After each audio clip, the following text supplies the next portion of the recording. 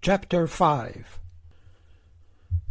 Bill knew that both Graves and Breen had meat and flour, and he went to them.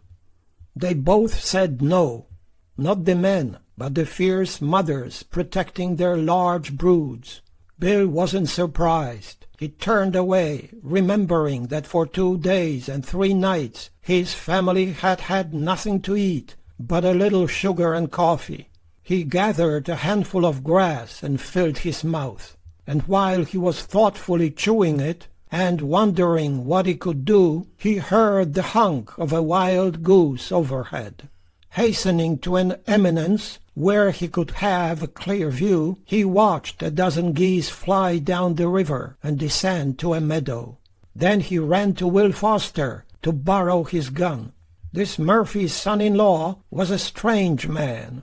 In some ways he was only a child, credulous and impulsively generous, but in some ways he seemed to be a very wise and thoughtful man. Under his good nature there was a vein of madness that lay close to the surface. You felt it when the man looked at you for a moment and then dropped his gaze and appeared to be brooding upon an old wrong. Then you felt that Will Foster could be forced to do inhuman and unpredictable things. Most of the time, though, the man was jolly and talkative and quick to lend a helping hand. "My gun?" he said. "No, Bill, I might need it. I won't keep it long." "By God, you'd have a gun if you hadn't a give it to Jim Reed. I've knowed about that." "All right, I'm not ashamed of it. But you should have kept your gun." "Listen, Will, I have no food. I saw a goose and I want your gun." Hunger had sharpened Foster's cunning. "You might keep it," he said. "God, no. I'll bring it back in an hour." "Well, if I loan it, I should ought to get half of what you kill." "All right." If Foster had demanded all of it, Eddie would have said all right. This was no time to argue with greed. With a rifle, Bill ran to his family. "Honey, I think I can get a goose. Would you like a nice fat goose?" "Oh, Bill, a real goose?" "Well, it hunks. If it's a mirage, at least it hunks." "But you're tired." Bill's smile flashed. "Me tired? Oh, hell no." He dropped by his wife and kissed her.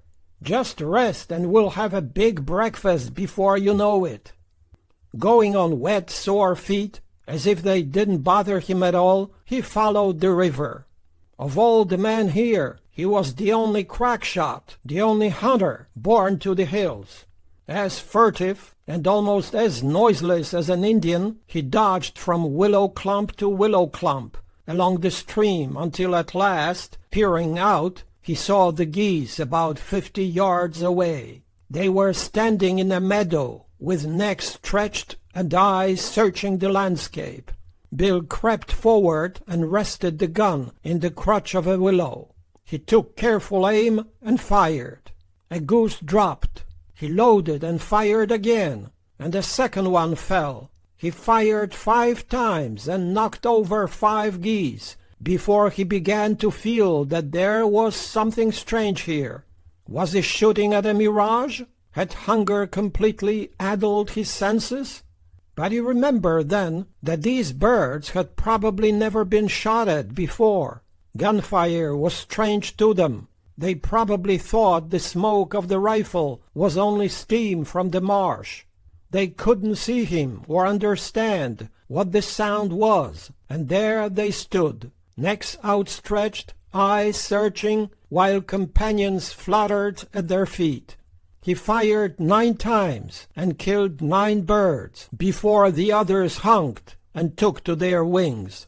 Bill set the gun down and dashed out. There were 9 of them, all right, 9 fat, plump geese, but he hardly dared believe they were there until he seized one and felt its weight.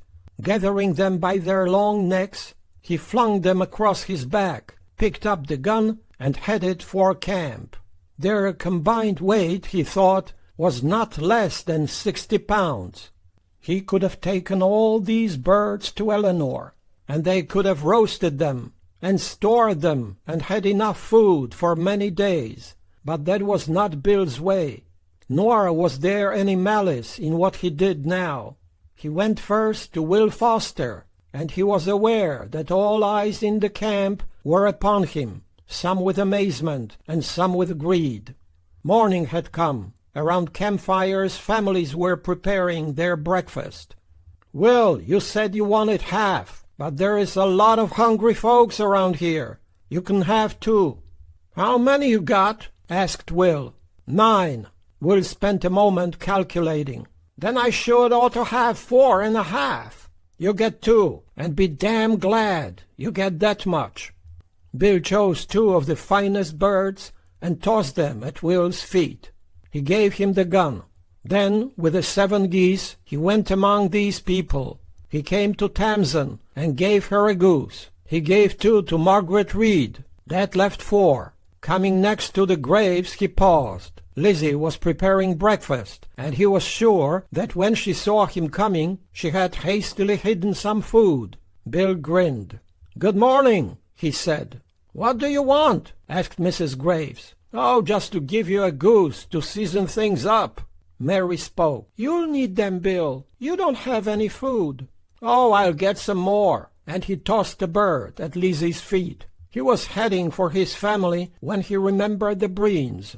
He approached their fire, and again he was sure that he saw a woman quickly hide food. He didn't smile this time. Such greedy watchfulness didn't seem funny at all. Tossing a bird to Pat, he said, "That's for 2 cups of water, and thanks again." With only 2 of the 9 geese, he returned to his wife. Eleanor and the children were asleep, and for a few moments Bill sat by them and looked at their white faces. Then he remembered Lavina Murphy, the widow, and all her children. Should he take a goose to her? Well, he would wait and see what Eleanor said. Meanwhile she could sleep, and he would roast the goose and have it hot and odorous when she waked.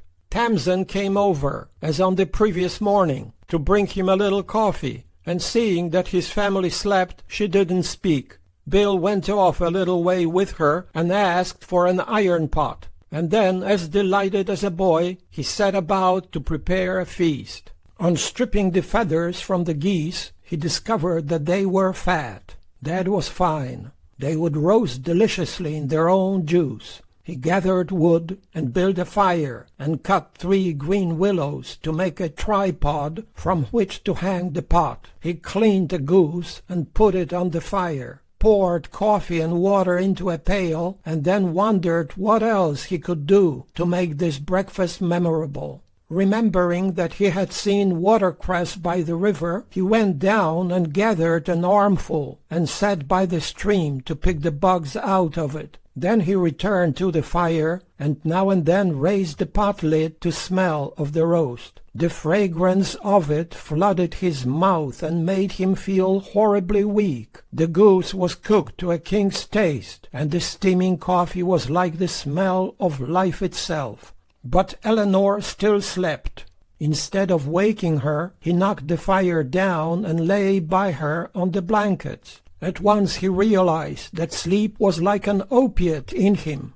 If he sank to slumber, the goose and coffee would be cold, and the breakfast wouldn't be what he had dreamed of. Deciding to wake his wife by kissing her, he threw an arm across her and the children and pressed his brown beard to her cheek. He kissed her white face and throat. He lifted her hair, saturated with dust, and kissed her ear. But she didn't stir. He wished now he hadn't been in such a hurry with the breakfast. Raising her a little, he slipped an arm under her and drew her to him. But she was like a dead woman. He put an ear to her breast and listened to her heart. Then he began to whisper of his devotion, and without knowing it, he sank slowly to the bed and slept. It was early afternoon when he awoke. Astonished and crestfallen, he moved at once to look at the breakfast. It was cold now. He felt terribly stupid and guilty until he reflected that he had only to build the fire up to awaken the fragrance of coffee and goose. Then he could arouse his family because they had now slept for about 7 hours. This time he didn't kiss Eleanor to arouse her. He lifted her bodily and set her on her feet, holding her close to him, and like a woman returning from death, she moaned and clung to him before she opened her eyes. They were eyes full of sleep and dreams. "Bill," she said. "Honey, wake up!" Eleanor tried to stand alone. Then, aghast and ashamed, she cried, "Oh, Bill, I've been asleep." Bill laughed. He laughed until tears rolled down his cheeks and made whitewash of the dust in his beard. Then he led her to the fire and asked her to bend low to the pot before he raised the lid. The steaming odors of the goose flooded her senses. She turned so sick and weak that she would have fallen if Bill hadn't caught her. He set her down as if she were a child and stood back to look at the wonder in her face. "Oh, Bill!" she cried. He laughed again and sat by her, and they both laughed. Eleanor's laughter was full of confusion and anguish. She laughed because Bill laughed, but she was still half asleep. "Wait," he said, remembering. He fetched the pot of coffee and held it under her nose. "Honey, get Jimmy up and I'll find some dishes." He went to the willows, intending to cut pieces of bark for plates, but the sap was running down and the bark stuck. Returning, he lifted the goose from the pot and held it until its juices dripped back into the vessel. Then he laid it on a bed of cress and carved it with his hunting knife. Eleanor came over with Jimmy and found her husband licking juice off his fingers and staring raptly at the goose. They ate, but only a little at first, and very slowly, lest they turn sick. "I have another one down by the river. Should I give it to Mrs. Murphy?" "You got 2?" "9." "9? 9? I gave the others away." "And now you want to give one of these away? Oh, Bill!" "I'll get more," he said. "I think there's game all around us. I'll get a deer. We'll have deer and ducks and geese and fish, and we might find wild fruit. Remember all the berries we saw back in the mountains? We won't starve. Hell, no!" Eleanor was thinking of the days and nights of starvation. "Honey, let's keep them both, at least until we see." They ate as much as they dared, and then looked hungrily at what remained. Jimmy had been chewing on a drumstick, and now had goose drippings all over him. Now and then he looked hopefully at his father, expecting another helping. But when none came, he gnawed at the bone. He would turn the bone over and over, staring at it thoughtfully, and when he saw a shred of something he thought he could bite off, he would chew again. "Just chew that a while," Bill said. "Let your little belly get used to it." He looked over at the main camp. A few of the men were herding livestock down on the meadows, but most of the people had thrown blankets on the ground and were asleep. "No more desert," he said. "It's mountains from now on, and plenty of water, and plenty of game. We'll be all right." After waiting a little while to learn if they were going to feel sick, Bill said they might as well eat again, and they pitched in and devoured the whole goose. Then they dipped watercress into the pot and ate the cress soaked with grease. This they did until the pot was bright and clean. In turn they drank from the pot of coffee. Finally Bill ate all the cress on which he had laid the goose, sorting it over and stuffing into his mouth every sprig with a morsel of juice on it. They were sitting by the fire in the cool evening, smelling the strong fragrance of burning sage, when Tamsin came over. She had lost flesh, as they all had, and now this tiny woman, who had never weighed 100 pounds, looked like a thin child. She was educated, and some of the emigrants stood in awe of her, as they did of Kesseberg, who spoke 4 languages, or of Margaret Reed, who was a lady. But to Bill Eddy they were all plain folk who were trying to get somewhere. He was fond of Tamsin. She was the only woman in the company about whom some of the women had never said an evil thing. "Did you like your goose?" Bill asked. "We haven't eaten it. We are saving it." "Oh, you should eat it. We'll get more." "He always says that," said Eleanor. "Tomorrow and tomorrow and tomorrow he expects wonderful things." "Wolfinger hasn't come," said Tamsin. Bill said, "Reinhardt and Spitzer probably killed him." "Maybe the Indians have killed them all. Mrs. Wolfinger is terribly upset. She has wept all day." "How are the Reeds?" "They have slept all day." "Did they eat a goose?" "No, Margaret is saving hers too." "I wonder if old Lizzie and Peggy are saving theirs." "Honey," said Eleanor, "did you give them a goose?" "Sure, I gave Peggy one for that drink of water. I don't know why in hell I gave Lizzie one." "Maybe," said Eleanor slyly, "because Mary Graves likes you." "Oh, does she?" asked Bill. "Everybody," said Tamsin, "likes Bill." Bill looked up at Tamsin and grinned. "We shouldn't have much trouble from here on. Charlie and Mag should be meeting us pretty soon." "Almost any day," said Tamsin. "But our animals are so weak they can hardly move. We may have to let them rest and feed a few days." "That'll give me a chance to hunt," Bill said. "I'd think there would be some deer in these meadows." "Have you seen any sign?" "Not a bit, but I guess there's lots of geese and ducks." "At least one," said Eleanor, but Bill missed the rebuke. After Tamsin had gone, Bill said, "She's a fine woman. If all of them was like her, this trip would be more fun." "Yes," said Eleanor, but she was thinking that of 9 geese her impulsive husband had kept only 2. "Reinhardt and Spitzer, they probably killed that old fellow." "Now, honey, you're always judging people and lots of times you're wrong." Bill considered. "Well, I guess I am, but not this time. They didn't stay back there just to help him dig a hole." "But, honey, they haven't come either. Maybe the Indians have killed all of them. Think how long it's been and they haven't come yet."